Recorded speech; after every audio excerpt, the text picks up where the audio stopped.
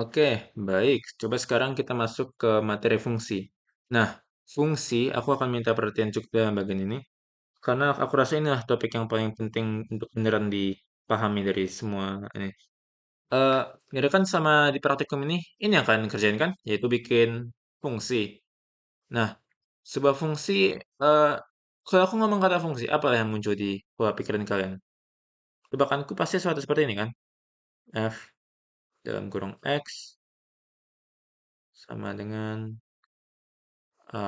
X kuadrat tambah BX tambah C. Aku jamin ini kan pikiran pertama kita pas ngomongin soal namanya fungsi. Dan ini nggak salah, soalnya bisa juga kita realisasikan ini ke dalam Haskell. Di mana X ini bersifat sebagai input. Dan apalah ini, AX kuadrat tambah BX tambah C ini bisa kita anggap sebagai hasil dari input ini. Dari pengolahannya setelah masuk ke dalam fungsi. Nah, em, tapi biar enak kita diskusiin fungsi ini, coba kita ngomongin beberapa kosakata biar kita semua satu satu main lah sama ngerjain ini. Aku pindahkan dulu ini ke bawah. Oke. Yang pertama itu kosakata yang pertama itu adalah namanya argumen, parameter, pengembalian, sama ada beberapa lagi, tapi coba tiga dulu itu. Maksudku dari parameter itu seperti ini. Em, aku kan bilang fx ini nama fungsi kita kan. Fx ini nama fungsi kita. Oke. Tapi eh, ada juga dalam kurung X ini. Dan ini sebenarnya lebih penting daripada apa nah fungsinya. Soalnya ini mengontrol berapa banyak input yang mesti kita masukin ke dalam kurung ini. Dan biasanya kurung ini kita namain parameter, oke? Jadi kalau kurungnya nama itu parameter. Ups, parameter. Kalau untuk X-nya sendiri, itu biasanya kita sebut sebagai sebuah argumen. Berarti aku bilang di sini, eh, apa warnanya X? Bilang, ya, ups. Kalau X-nya sendiri, itu sebuah argumen. Argumen. Nah, dan argumen itu adalah input biasanya ya. Ini kita akan gunakan I/O yang tadi kita belajar barusan. X itu argumen. Dan sebuah fungsi biasanya bisa memiliki lebih daripada satu argumen dalam parameternya. Jadi bisa aja ini bukan fx, tapi ini seperti fxy atau fxyz itu ya. Seperti fungsi yang mungkin ada di matematika juga. Dan satu lagi kata yang aku mau kalian tahu adalah mengembalikan. Atau bahkan kata juga nanti ada kata passing, tapi aku rasa masih tak. Aku rasa nanti lah itu. Pertama ada pengembalian. Nah, sebuah fungsi ibaratnya itu akan menerima suatu dan akan mengembalikan suatu. Nah, yang diterima itu adalah argumen. Yang diterima adalah argumen. Ini. Dan itu akan diterima dalam parameternya. Dan apa yang diterima dalam parameternya itu akan diolah oleh fungsinya. Kalau di kali ini fungsinya itu mulai di A, eh, siapa X nanti yaitu argumennya, akan diolah dan ini akan ada hasilnya kan. Nanti ada hasil dari semua ini. Dan hasil dari semua ini adalah apa nih, warna yang belum ya. Hasil dari semua ini namanya adalah eh, pengembaliannya. Itulah nilai hasil. Ups, hasil itu adalah pengembalian. Pengembalian dari penge- dari apa anggap jadi pengembalian. Pengembalian dari fx. Nah, maksudku dari sini biar kita bisa on the same page. Nanti kalau aku ngomong seperti, oke, fungsi ini akan mengembalikan nilai dari x dikuadratkan. Atau nanti aku bilang fungsi ini akan menerima 3 argumen pada parameternya. Syaratku bisa kalian pahamin ya. Oke, coba kita sekarang lanjut lagi bahas apa fungsi itu. Kali ini coba kita bikin fungsi yang ada namanya ya. Kalau aku bilang suatu seperti f dalam kurung x, terus aku bilang ada y. Nah, aku bilang lah fungsi ini kali ini akan melakukan satu simpel ya. Aku bilang fungsi ini menghitung ax, 5x lah. Maka langsung aja 5x tambah 6y. Oke, apa yang sedang terjadi di sini? Kita bikin sebuah fungsi yang menerima dua angka dan akan mengembalikan angka balik juga. Ibaratnya, apa tipe data untuk angka? Jika bisa angka bulat aja kita misalnya. Angka bulat di bahasa Pascal itu adalah integer kan? Berarti nanti kita di hasil harus kita katakan bahwa itu sebuah fungsi akan menerima dua integer dan akan mengembalikan sebuah integer pada akhirnya. Coba kita pindah dulu ke Haskell. Ibaratnya, aku bikin fungsinya mungkin hmm, counting aja ya, counting. Nah, counting ini akan menerima dua eh, akan menerima dua tipe data ya. Yang pertama adalah eh, sebuah integer dan kedua juga sebuah integer. Dan akhirnya itu akan mengembalikan integer balik ke diri kita. Jadi kalau gini mau bikinnya tipe apa? Tulis saja int sebuah tanda panah, int lagi, tanda panah lagi, dan int lagi. Nah, artinya ini dua tipe data pertama, dua input pertama ini adalah apa yang akan diterima oleh counting dalam argumennya. Kalau kita contoh tadi, berarti dua integer tadi itu adalah x dan y. Dan int yang terakhir ini adalah hasil dari fungsi kita itu. Berarti ini yang akan dikembalikan oleh fungsinya saat itu dipanggil. Berarti kalau di sini itu ada 5x tambah 6y. Dan coba sekarang kita bikinlah, realisasikanlah fungsi ini dalam bentuk Pascal. Jadi kita tuliskan, jadi kita deklarasikan fungsinya. Sekarang kita tulislah gimana mungkin gunanya. Aku bilanglah counting x dan y aja namanya ya. Dan counting ini akan berupa 5 kali x ditambah 6 kali y. Dan kita sudah berhasil merealisasikan ini tadi ke dalam bahasa Haskell. Dan sekarang aku akan tulis biasa ini dulu. Dan coba kita kenal beberapa kosakata baru lagi ya.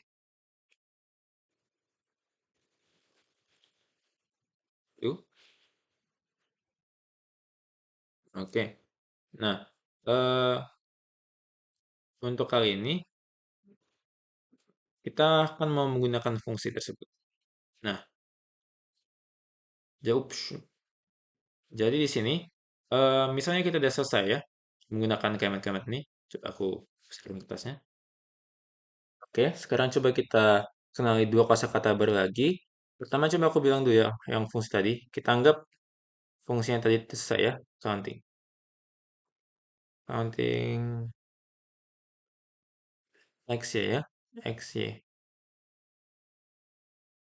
Ini fungsi kita. Nah, dua kosakata yang aku mau kalian kenal adalah calling dan passing. Aku coba ngomongin calling terlebih dahulu ya. Nah, ibaratnya sekarang kita sudah melewati main lah ya. Kita dalam codingan kita sudah masuk ke mainnya, apa main IO, main do lah, dan kita langsung kita anggap sekarang kita masuk ke bagian codingannya. Nah, fungsi counting ini tadi bisa kita gunakan ya. Kan sudah selesai kan fungsinya sekarang. Eh, Fungsi counting ini bisa kita panggil atau call namanya ya. Berarti ibaratnya kita menggunakan fungsi itu. Aku bilang kita mau panggil fungsi itu di bagian mainnya nih ya. Aku bilang counting. Nah, dan di sini Tadi kan X dan Y ini namanya kan argumen kan? Argumen dalam sebuah parameter. Yaitu ini. Nah, dalam pemanggilannya, kita aksi dari memasuki data ke dalam argumen itu namanya passing. Jadi saat kita mau aku bilang counting 7 dan 6. Nah, aksi dari memasang mengatur biar mengirim ini ke fungsi atas ini. Nah, nama itu adalah passing. Passing. Eh, Namanya adalah passing. Dan aksi dari memanggil sebuah aksi dari menggunakan sebuah fungsi namanya dalam sini adalah kalau ini namanya adalah calling. Calling. Oke, aku harap itu jelas dan sorry tulisan gue begitu ya. Aku harap itu jelas, soalnya nanti akan banyak aku gunakan kata kata kosakata kata sama jelasin ini. Oke, dan ya bisa ya. Dan sekarang aku mau coba kembali ke sini ya. Akan ku panggil fungsi, akan ku call fungsi tadi yaitu counting. Dan aku akan passing data ke fungsi itu. Ini harusnya ini ya. Soalnya tadi. Aku akan passing data ke fungsi counting di atas itu. Aku mau passing 5, ya aku mau fungsi, nah, aku akan passing 5, dan aku akan fungsi passing 8. Nah, berarti yang sekarang terjadi itu, eh, nilai yang terdapat di sini, 5 ini, akan teroper menjadi X di sini. Ibaratnya yang akan terjadi itu, eh, ini akan berubah menjadi, bukan berubah, yang terjadi itu akan diolah dalam format ini, di mana 5 akan dikali 5, ditambah 6 dikali 5 juga. Nah, apapun hasil dari ini nanti, akan jadi apa nilai yang akan dikembalikan oleh fungsi kita. Aku harap kan masih ingat ya, eh, masih keep up dengan konsep-konsep seadanya. Jadi aku bilang masih nih, let result sama dengan counting 58. Jadi sekarang result ini akan menampung apa hasil dari counting tadi. Dan ini enaknya dari sebuah fungsi ya. Dimana kalau sebelumnya kita mungkin harus eh, berulang kali menulis panjang-panjang, apalagi tadi kan pas kita menulis if, harus tadi kan panjang-panjang kali kan fungsi kita. Dengan sebuah fungsi, kita enak kali. Apalah yang ditulis di sini, bisa kita kerjakan dengan hanya nulis counting terus mengoper apa datanya. Jadi kita nggak perlu berulang kali nulis eh, line 2 ini, cukup kita bikin aja, panggil aja counting seperti gini. Jadi mungkin bisa dilihat gunanya, karena kan relatifnya masih simple kali kan. Simple kali, cuma 5 kali apa yang dioper dan tambah 6 dikali apa yang dioper. Bisa fungsi ini kayak nyampe berapa puluh baris lah terus-terusan. Dan tapi bisa kita panggil atau dan kita gunakan semau kita hanya dengan satu kata. Itu enaknya sebuah fungsi. Oke, coba kita print dulu hasil dari ini kedua ini apa aja. Aku mau print put seteran. Hmm, aku mau hasil. Ups, kurang ini. Hasil satu. Show result. Dan hasil dua. Dua. Ups. Show result. Result. Oke.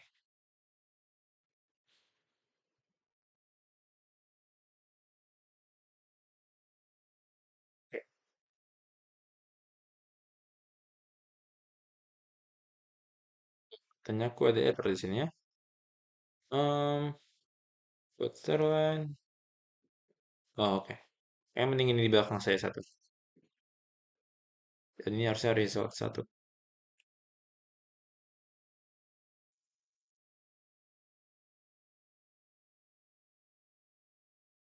Oh, ada satu kesalahan lagi.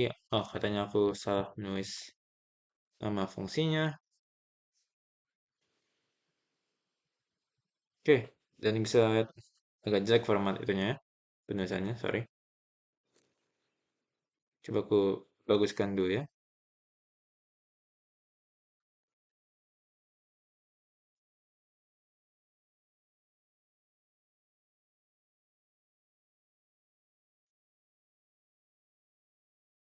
Oke, dan bisa kita lihat di situ hasil satu adalah 73 dan hasil 2 tadi adalah 71. Dan itu kedua angka ini diolah ke dalam fungsi tadi. Dan ini masih fungsi cukup-cukup simpel ya. Cuma dua variabel yang diterima dan akan mengembalikannya. Ini bisa masuk lebih rumit-rumit lagi. Aku coba bikin satu lagi fungsi. Kali ini kita bilang jenis fungsi is equal coba ya. Aku akan bikin fungsi is equal n aja. Dan fungsi is equal n ini akan terima, kita bilang akan terima 3 input.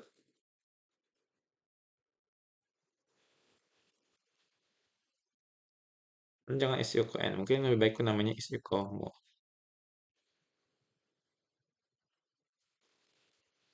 Nah, is equal more akan menerima, kita bilang dia akan menerima 3 integer dan akan mengembalikan nilai boolean. Yaitu tulisnya begini. Nah, dan sekarang ini akan ku lakukan ya.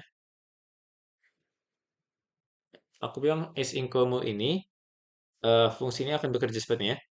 Em, Hasil perkalian dari dua angka pertama apa itu menjadi hasil apa itu menjadi angka yang ketiga ini. Jadi misalnya ini 5 kali 6 apa itu sama dengan ketimbangan 30. Dan itu akan memberikan nilai true atau false ya. Jadi aku bikin saya sekarang is equal mu. Aku bilang namanya adalah x, y, eh, nama yang x ya kita bikinnya. X ya sama dengan aku bilang 5, oh enggak, x kali y sama dengan x ya. Oke, berarti ini sebuah kondisi ya. Dan bahkan aku gunakan peraturanku tadi biar nggak pusing. Eh, Kita bilang kalau ada sebuah kondisi terdapat dalam sebuah kurung. Oke, di sini sekarang. Coba aku akan bikin langsung saja bootstrap hasil fungsi.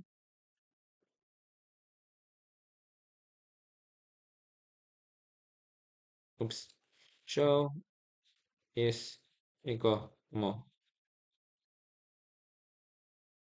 Oke, oops, belum pun ku pasang inputnya ya. Oke, jadi is equal more ini sekarang aku bilang lah 5, 6, sama 30 ya. Ini ku clear dulu. Oke, jadi sekarang kita akan cek jika is equal mu ini mengembalikan nggak nilai true atau false lewat pengoperan 5 dan 6 ini ke sini. Aku run saya. Di 5 akan berupa x, 6 akan berupa y. 5 kali 6 adalah 30. Nah, benar nggak? Eh, Berarti benar nggak? X ini jadi 30 juga kan? Berarti benar. Dan gara-gara itu benar, ini akan mengembalikan nilai true dalam yang kubah ke sini.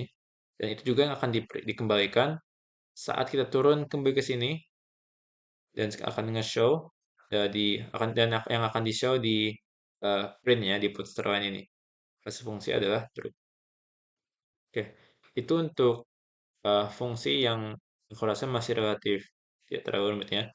Coba fungsi kita gabungkan ya. Coba main-main dengan fungsi tadi itu bersama konsekuensi kita pelajari sebelumnya. Seperti if dan else. Tapi tadi kan ada gue katakan fungsi enak banget kalau bermain dengan case yang pakai gue sambar itu. Dan akan kutunjukin sekarang. Gue hapus coba ya kedua fungsi ini. Coba kita eh, bikin sebuah fungsi yang akan menentukan jika ini hari terakhir pada sebuah bulan ya. Tapi biar kita tidak terlalu rumit dulu, Dan aku cuma mau kalian ada pengalaman aja dengan cara memakai sebuah fungsi. Em, Coba kita tidak usah pikirkan dulu untuk tahun kehabisat ya. Itu nanti lah disimpan buat episode modul 5-nya. Ya, aku bilang di sini last day of month, sama dengan aku bilang lah di sini hmm, itu akan menerima dua tipe data ya. Jadi itu akan menerima int, int sama bool. Oke, di sini aku tinggal aku bilang aja last day of month, day sama month. Dan di sini aku bilang tadi kan bahwa case enak banget dipakai bersama fungsi seperti ini. Dan aku nggak bohong. Jadi, karena kita bisa langsung enter ke bawah sini. Nggak usah bikin sama dengan ya kalau kita pakai yang case. Itu hanya kalau memakai if atau em, apa lagi lah jika mau memakai sebuah fungsi. Kalau memakai case, perlu hanya bikin barnya saya di mana, day di mana day-nya itu kita bilang coba kita bilang dulu pada day sama dengan 31. Oke. Nah, sekarang kan kita mau pas harinya 31 dan bulan-bulannya itu niatnya bulan apa saja yang ada memiliki 31 hari. Dan bulan-bulan apa aja itu? Ada bulan 1, bulan 3, bulan 5, bulan 7, bulan 8, bulan 10, dan bulan 12. Nah, tapi kita cuma perlu salah satu dari bulan itu terpenuhi. Tapi kalau hubungannya hari dengan bulan, dua-duanya harus sama. Berarti harus pada 31 hari dan salah satu bulan itu. Berarti untuk hubunginya kita pakai operator dan. Setelah itu month-nya bisa ada banyak ya, bisa pada bulan 1. Habis ini hubunginnya kita pakai or ya, gara-gara cuma perlu salah satu bulannya terpenuhi. Maksudnya pas bulannya. Ups. 2 month. Ups, bukan 2, 3. Month sama dengan 5. Nah, ini udah mulai agak panjang kan kita tulisnya. Jadi kita boleh bangun begini saja biar lebih rapi. Di mana eh, month sama dengan 7 kita tulisnya di bawah sini. Dan ini masih dianggap satu gitu ya. Ibaratnya bisa kita tulis semuanya dalam satu line. Tapi biar lebih nampak aja. Soalnya nanti kalau aku tulis semua dalam satu line akan ke ujung kali ini. Jadi month sama dengan apa? Month dengan 10, month sama dengan 12. Oke. Jadi sekarang kita sudah bikin sekarang untuk kondisi di mana pada hari bulan dengan tiga satu hari yang akan terjadi sekarang itu akan dicek eh, jika benar ini ini bulannya pada 31 hari dan harinya pada 31 di salah satu bulan ini. Lalu kita bikin sebuah sama dengan ini adalah hasilnya ya. Jadi kan ingat format untuk bikin case ini gimana ya? Hasilnya, berarti kita bilang true bahwa itu adalah hari terakhir pada sebuah bulan. Di sini kita yang 30 hari ya. Day sama dengan 30 dan month aku akan copy saja di sini. Kita ganti aja coba angkanya. Monthsnya 2. Oh, bukan 2 ya. 4, 6, 6, 9, dan 11. Nah, untuk yang bulan kedua aku akan anggap saya tidak ada namanya tahun kabisat. Jadi aku bilang saja dulu. Nanti kita diskusikan itu pas masuk ke bagian modul 5, 28, dan month sama dengan 2.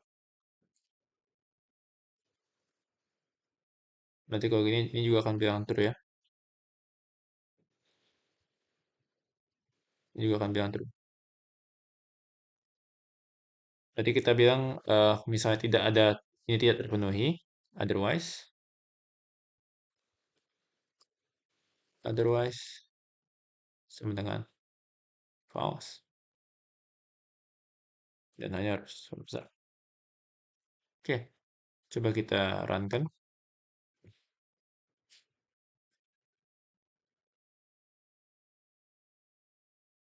Oh, gua rasa aku udah bikin kesalahan di sini. Oh, belum pun ku bikinnya panggilan fungsi sini. Jadi coba kita uh, panggil terlebih dahulu.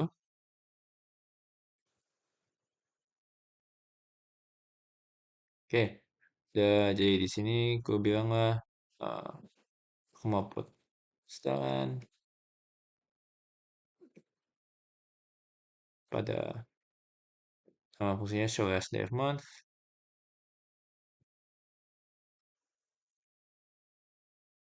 Tentunya langsung keluar sih. Aku mau bilang nih 10, nggak langsung 31 pada bulan 10 lah. Saya bilangnya. Dan ini benar kan? Ada kan sebuah uh, bulan 10 di mana 31 hari pada bulan 10.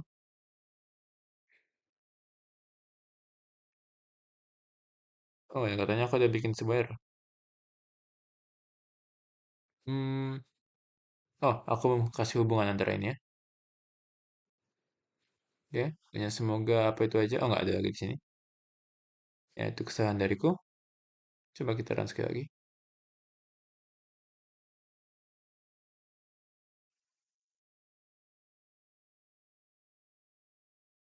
Nah, dan itu sekarang dibilang nilainya adalah true.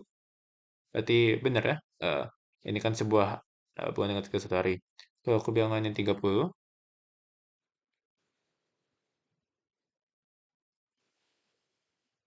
mengembalikan false.